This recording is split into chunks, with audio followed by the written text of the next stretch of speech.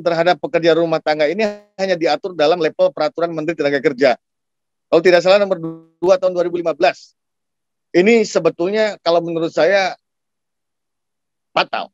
Kenapa fatal? Ada ruang untuk melakukan kesesatan berpikir dan bertindak. Kenapa? Yang pertama, kalau kita membaca dengan hati-hati bahwa Permenaker 2 2015 itu, saya nggak tahu itu anaknya siapa. Kalau kita menggunakan Undang-Undang 12 2011, dalam pasal 8 kan cukup jelas. Peraturan menteri itu bisa berlaku dan mempunyai kekuatan hukum mengikat kalau diperintahkan oleh peraturan perundang-undangan lebih tinggi. Lantas pertanyaannya, siapa yang perintahin itu barang? Tapi saya kira ini keunikan dan sebuah karakter politik legislasi di Indonesia. Kadang-kadang peraturan itu muncul tiba-tiba, kadang-kadang peraturan itu muncul duluan. Dan yang kedua yang paling fatal dan yang lebih sesat adalah Permen itu juga dia mendasarkan kepada Undang-Undang 23 2014 tentang pemerintahan daerah. Oh, ini jaka sembung gitu. Padahal sebetulnya kalau kita melihat konstruksi berpikirnya konstitusi, ini kan sebetulnya terkait dengan hak konstitusional untuk mendapatkan pekerjaan dan perlindungan bagi seluruh warga negara tanpa diskriminasi, artinya tanpa terkecuali. Ada lagi juga yang berbicara nggak penting itu diatur barang katanya, karena kan ada KUHP. Ya KUHP kan bukan untuk pekerja rumah tangga, untuk seluruh warga negara. KDRT juga termasuk sama, perlindungan anak juga sama, trafficking juga sama, undang-undang sisdiknas juga sama, bahkan undang-undang hak asasi manusia. Tetapi yang saya kira yang cukup penting bahwa memang undang-undang PRT ini penting segera untuk ditetapkan. Kenapa? Karena di dalamnya ada aspek-aspek yang cukup fundamental yang harus dilakukan oleh negara dalam rangka pelindungan terhadap hak-hak warga negara kepada siapapun. Meskipun kalau kita melihat proporsi jumlah pekerja rumah tangga ya hanya 5 juta, tetapi kan dalam konteks merumuskan regulasi tidak boleh meletakkan sandaran berpikir kepada jumlah yang menjadi kewajiban negara untuk memberikan pelindungan terhadap hak-hak fundamental yang diatur di dalam sebuah konstitusi. Tadi juga sebetulnya sudah dijelaskan bahwa bukan hanya Indonesia loh yang baru mikirin begini, bahkan negara-negara lain saya kira belasan tahun, puluhan tahun lalu juga sudah membuat ini. Bahkan lebih dari 20 negara saya kira bisa menjadi prototipe atau percontohan sebagai best practice dalam merumuskan RUU ini. Misalnya saja tadi juga dijelaskan terkait dengan Filipina ya, Mbak. Filipina juga cukup bagus. Saya kira juga ada Afrika Selatan juga cukup menarik. Saya kira untuk dilihat. India juga sama. Bagaimana hak-hak fundamental, hak konstitusional pekerja rumah tangga ini harus diakselerasi. Karena kalau tidak, maka yang akan terjadi adalah sulit dan susah merumuskan mana hak-hak yang sangat prinsipal, mana hak-hak yang fundamental yang tidak boleh disebangi oleh bentuk apapun dan dengan cara apapun dan oleh siapapun.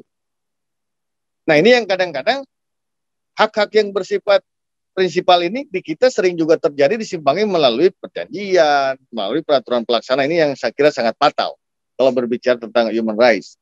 Ya kalau misalnya kita berkaca dari Afrika Selatan misalnya, ya dia cukup komprehensif dari bicara upah, bicara tentang hak-hak fundamentalnya, cuti, batas kerja lembur, kemudian syarat-syarat, dan sebagainya, jangka waktu, bahkan juga tarif lembur, kemudian juga cuti sakit dan istirahat dan sebagainya. Saya kira ini sangat komprehensif begitu, tetapi ya tadi juga Kakak Willy menjelaskan yang secara prinsip bahwa memang kita tidak bisa juga mengadopsi secara saklek dan permanen, tetapi juga harus dilihat bagaimana formulasi ini bisa memperhatikan magnitude dari kondisi objektif kebangsaan ini.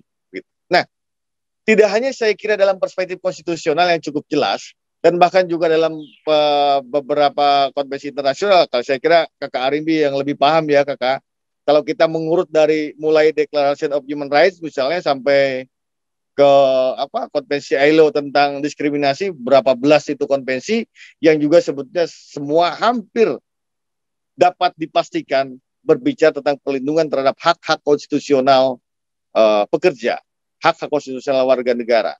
Nah, saya melihat gestur dari narasi publik tentang perlindungan pekerja ini Kalau ditarik ke sosiokultur memang seperti seolah-olah susah ketemu.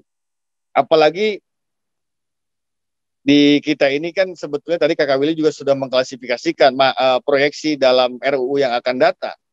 Ada dua kanal gitu ya, yang terkait dengan apa, melalui jalur pencari kerja atau formal atau dengan ke jalur secara langsung. Nah, jalur secara langsung ini kan atau juga yang sama juga yang dengan melalui pencari kerja, hubungan sosiokultur ini kan seperti tidak ada kontradiksi antara pekerja rumah tangga dengan majikan gitu ya. Sehingga itu seolah-olah sulit untuk dirumuskan formulasinya bagaimana ketika ditarik menjadi sebuah norma-norma yang harus diatur di dalam hukum positif. Saya kira sangat ekstrim juga ketika secara kalau saya katakan kesadaran kebangsaan kita memaknai pekerja rumah tangga itu kadang-kadang bukan sebagai workers, tapi sebagai helpers. Maka saya selalu mengatakan sejak dalam pikiran pun sebetulnya sudah mengandung makna diskriminasi yang tentunya ini sangat kontradiktif atau bertentangan dengan konstitusi kita.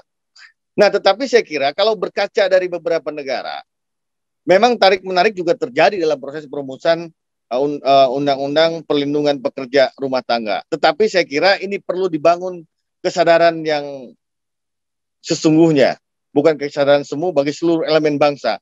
Dan juga butuh tidak hanya pemerintah dan DPR, tapi juga termasuk elemen-elemen bangsa lain, termasuk juga kita semua, termasuk juga organisasi non-pemerintah yang selalu menyuarakan betapa pentingnya, yang selalu melakukan mobilisasi terhadap seluruh rakyat Indonesia agar terbangun kesadaran bahwa ini ada sesuatu pengisapan terhadap nilai-nilai kemanusiaan yang konstitusi kita tidak boleh dilakukan oleh siapapun dan dalam bentuk apapun.